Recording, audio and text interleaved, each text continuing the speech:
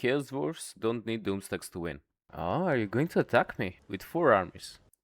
Very few balanced armies can pull off heroic victories consistently, and this is one of them. This is a mid-game balanced gun line, a backbone of every Chaos Dwarf campaign. In this video, I'll show you how it wins on battlefield in 3 common situations, using tactics like deep defense, cover warfare, and artillery supremacy, but also the key mistakes that will lose you battles. Alright, let's see now how it performs. Scenario 1. Enemy forces heavily outnumber you. In this scenario, you have to use positioning to minimize enemy numbers. This army definitely has enough firepower to deal with everything, just not all at once. To gain a fighting advantage, you must deploy as far away as possible from the enemy and use what's called deep or layered defense.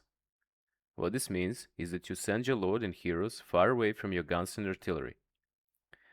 The first layer is a strong mobile lord, in this case Zatan, but you can use a generic overseer.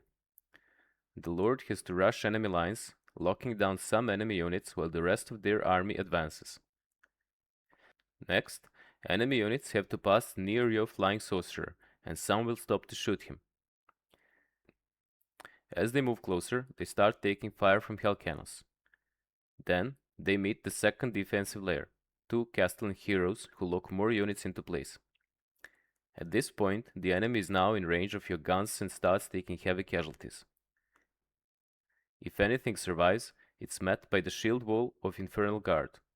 So, the enemy has to pass multiple layers of defense before even reaching your line. This tactic is best used when you are heavily outnumbered.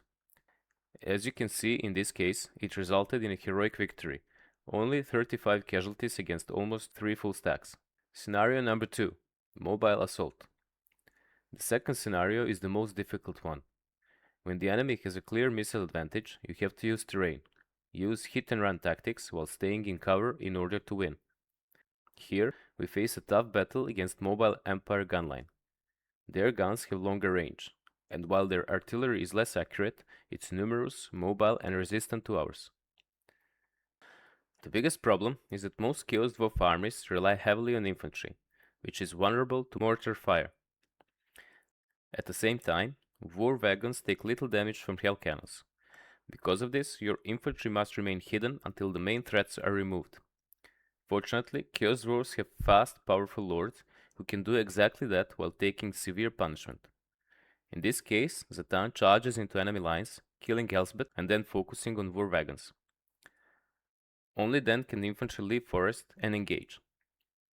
Longer range rifles easily win shooting exchange against missile cavalry. However, the Outriders have the speed advantage and can sneak through forests to hit your backline. This is where flyers compensate for the mobility weakness, disrupting enemy flanking maneuvers. A tough battle against a clear counter, yet this balanced army still wins. Its versatility is fully demonstrated here. Scenario number 3, Gunline Mirror. Once again, the Lord goes straight for the enemy, but this time the dominant force on the battlefield is artillery. This is where Chaos Dwarfs truly outmatch other factions. In Gunline Mirrors, Chaos Dwarfs simply win, because of range. The Hell Cannons outrange enemy thanks to Lord Redline's kill buffs. This allows you to deal damage while taking no return fire. To amplify this advantage, first clear the longest range units and then the rest. Meanwhile, fast enemy units like Knights are kept locked in melee by Flying Lord. Now, let's look at the army itself. The composition can vary, but the structure is always the same. You need a strong melee lord on a flying mount to act as a tank and to snipe single entities. Next, one sorcerer. Lore of Hashut is the best, as it brings Ash Storm to slow down enemies. You want at least 2 Castellans, acting as frontline anchors and providing ammunition replenishment for the army. 4 to 5 Infernal Guards, which are final defensive line.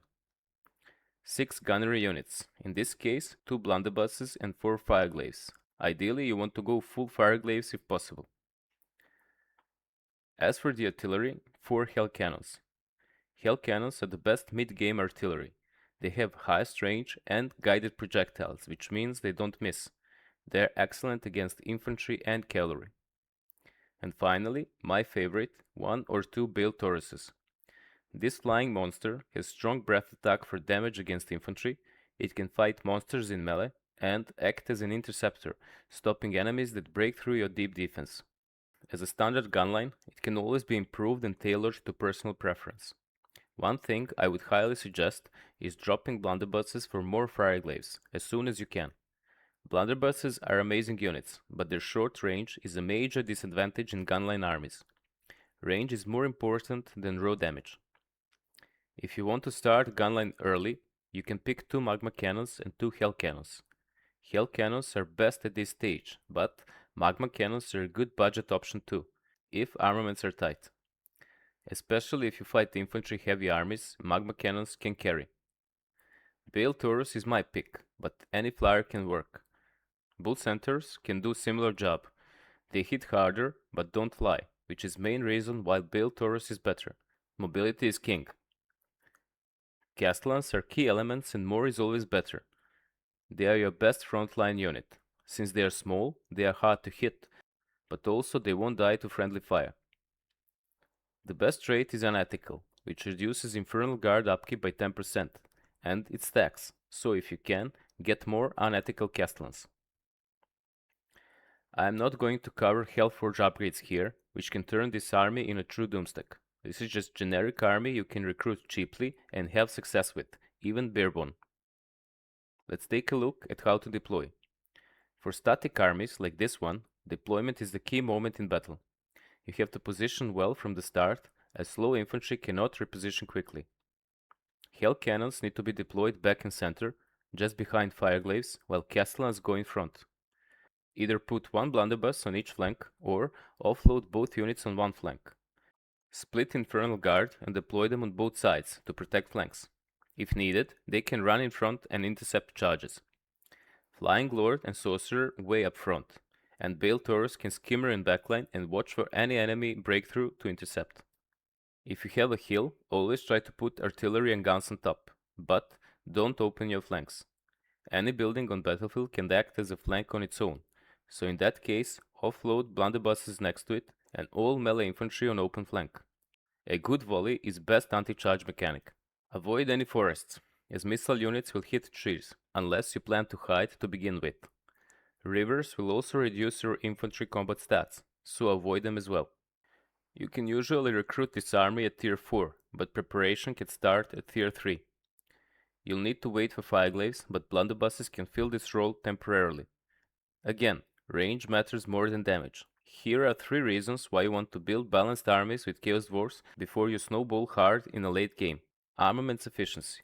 Doomstacks concentrate armaments into one unit. This army spreads armaments across many units, which lets you recruit more good units overall, and essentially have more armies faster. Chaos Dwarfs care about armaments just as much as gold. Number 2, strategic flexibility. Since you can afford multiple balanced armies instead of one Doomstack, you will establish better map control. Doomstacks are not optimal in Warhammer 3.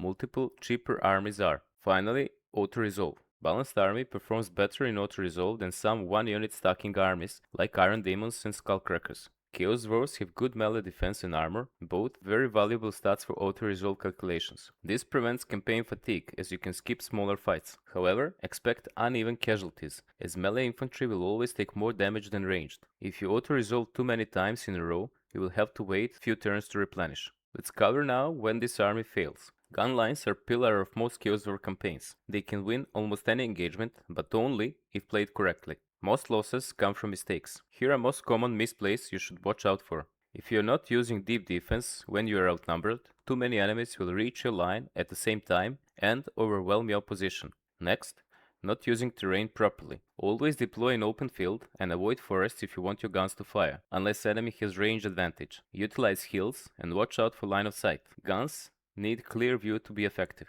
Single entity heavy armies can ignore your deep defense and go straight for your ranged units. If this happens, the gun line is useless. To prevent it, deploy your heroes even further in front at the maximum range of fireglaves to get the attention early. Focus fire with guns one single entity at a time.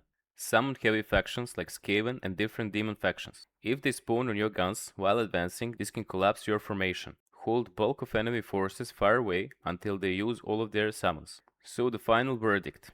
It's not a doomstack. It's a reliable, campaign-winning army that gives you answers in almost every situation. If you want a campaign-saving army, watch the Iron Demon video next. See ya.